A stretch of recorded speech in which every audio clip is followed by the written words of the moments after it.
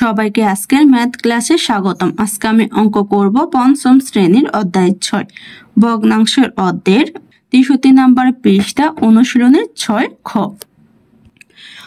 বলা হয়েছে একটি হোস্টেলে প্রতিদিন 2/7 কুইন্টাল চাল লাগে। হোস্টেলটিতে এক সপ্তাহে কত কুইন্টাল চাল লাগবে? তাহলে এখানে আমাকে দেওয়া হয়েছে প্রতিদিন মানে একদিনে চাল লাগে আমার 2/7 কুইন্টাল, আর বের করতে বলা হয়েছে এক সপ্তাহে কত কুইন্টাল চাল লাগে। এখানে এক সপ্তাহ মানে কতদিন? 7 দিন। তাহলে আমি কি করব, একদিন থেকে 7 দিনে কত কুইন্টাল চাল লাগে তা বের করে নিব। 2 দিয়ে আমি লিখে ফেলেছি। আমরা জানি এক সপ্তাহ সমান 7 দিন। আমার দেওয়া আছে যে প্রতিদিনে 2/7 কুইন্টাল চাল লাগে। তাহলে প্রতিদিন বলতে একদিন বোঝায়, তাই লিখে ফেলেছি আমি একদিনে চাল লাগে 2/7 কুইন্টাল। আমাকে বের করতে বলা হয়েছে যে এক সপ্তাহে কত কুইন্টাল চাল লাগে। আমরা জানি এক সপ্তাহ কতদিন? 7 দিন, তাই লিখে ফেলেছি। সুতরাং 7 দিনে চাল লাগে। আমি 1 থেকে 7-এ যাব, কম থেকে বেশিতে যাব। কম থেকে বেশিতে গেলে কি করতে হয়? আমাকে গুণ। তাহলে আমি কি করব, একদিনে আমার যে পরিমাণ চাল লাগে এই চালের পরিমাণের সাথে আমি চাল যতদিনের চালের পরিমাণ বের করব ওই দিন যদি গুণ দেই তাহলে কিন্তু আমার কত কুইন্টাল চাল লাগবে তা বের হয়ে যাবে। তাহলে এখন আমি 2/7 সাথে 7 গুণ দিব। তাহলে গুণ দিলে আমার 7 দিনে কত কুইন্টাল চাল লাগবে তা বের হয়ে যাবে।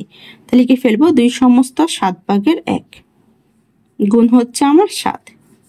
গুণ দিলে কিসে বের হবে? আমার কুইন্টাল।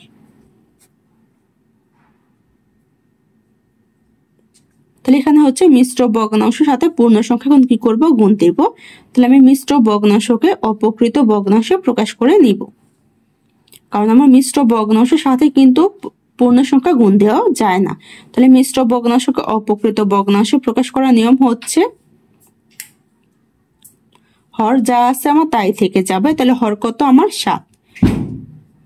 এখন লব বের করবো। এখানে কি করব, পূর্ণ সংখ্যার সাথে আমি হর গুণ দিব। তাহলে 2 এর সাথে 7 গুণ দিলে 7 গুণে 14। এই গুণফলের সাথে উপরে লব যোগ করব। তাহলে 14 এর সাথে 1 যোগ দিলে কত হবে? আমার 15। তাহলে কত? 7/15 গুণ হচ্ছে আমার 7। গুণ দিলে আমার কিসে বের হবে? কুইন্টাল। তো এখানে লিখে ফেলবো আমি কুইন্টাল।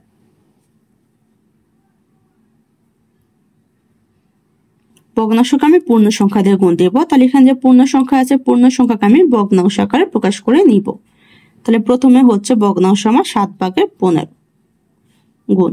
এখন কি করব, আমি 7কে ভগ্নাংশ প্রকাশ করব, মানে পূর্ণ সংখ্যাকে ভগ্নাংশ। তাহলে পূর্ণ সংখ্যা হবে আমার ভগ্নাংশের লব, আর হর হবে কত? 1। তাহলে হয় 1/7।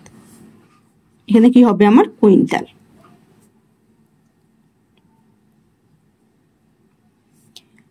এখানে দেখো হর আছে কত? আমার 7। লব আছে কত? আমার 7। তাহলে এখানে হর আর লব আছে কত? 7। তাহলে 7কে কিন্তু আমার 7 দিয়ে ভাগ যায়। তাহলে 7কে 7 দিয়ে ভাগ দিলে ভাগফল কত? 1। 7কে 7 দিয়ে ভাগ দিলে ভাগফল কত? 1। তাহলে এখানে হর আছে কত? আমার 1 আর 1। আমরা জানি হরের মান যদি আমার 1 থাকে তাহলে ওই হরের মান 1 ধরলেও চলে, না ধরলেও চলে। তাহলে এখানে কি করবো, আমি হরের মানগুলো ধরবো না। তাহলে এখানে হর 1 বাদ দিলে কি থাকবে? আমার লব। তাহলে লব হচ্ছে 15 আর 1। তাহলে 15 সাথে 1 গুণ দিলে কত হবে? আমার 15কে 15। তাহলে কত হয়? 15 কুইন্টাল।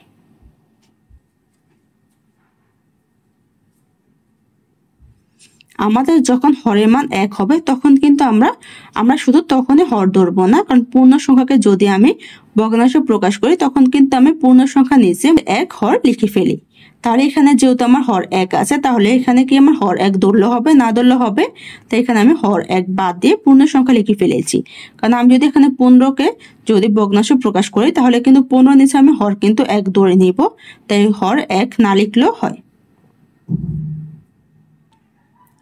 তাহলে 7 দিনে চাল লাগে 15 কুইন্টাল। 2 এর উত্তর বের করা শেষ।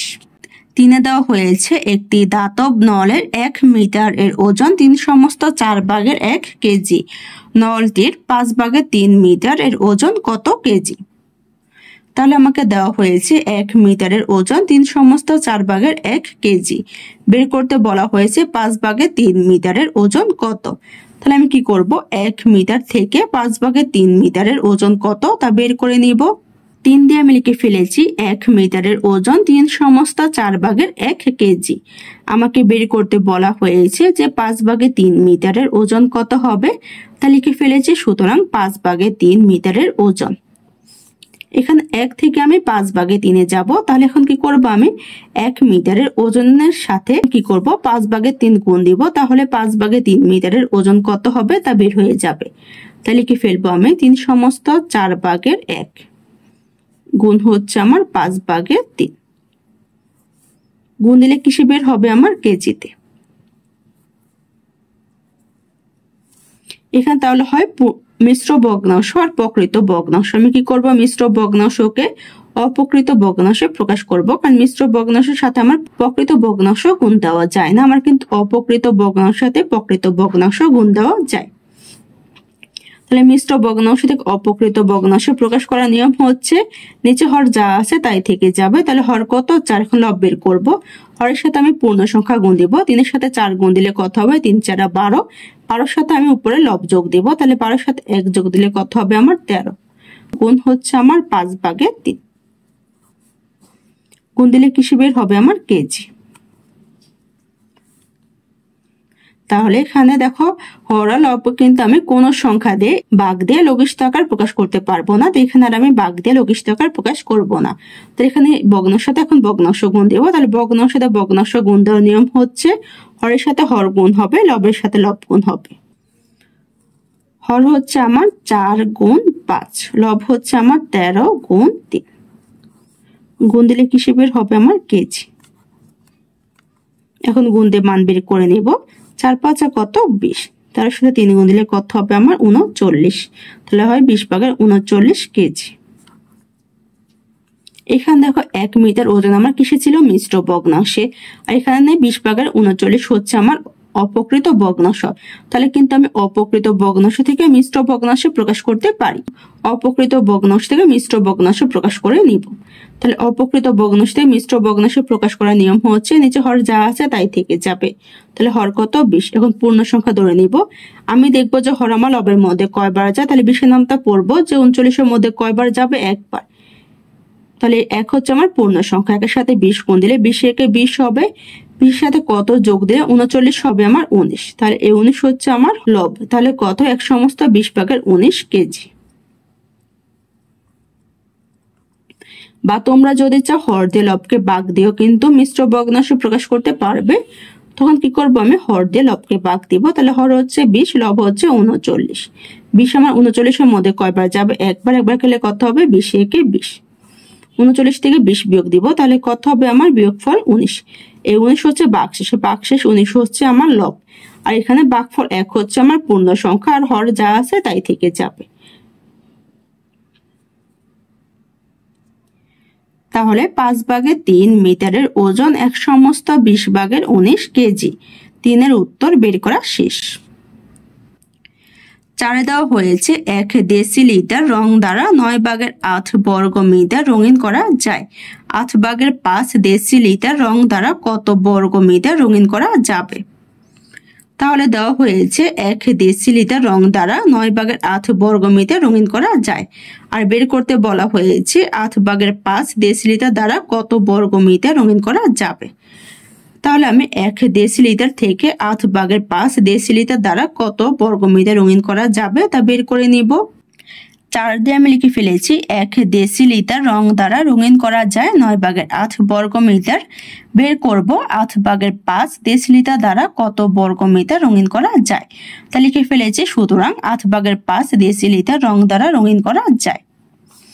এখানে আমি 1 থেকে 8 ভাগের 5 যাব, তাহলে কি করব, আমি 1 ডেসিলিটার দ্বারা যত বর্গ মিটার রং করা যায় ওই বর্গ মিটারকে আমি 8 ভাগের 5 দিয়ে গুণ দিব।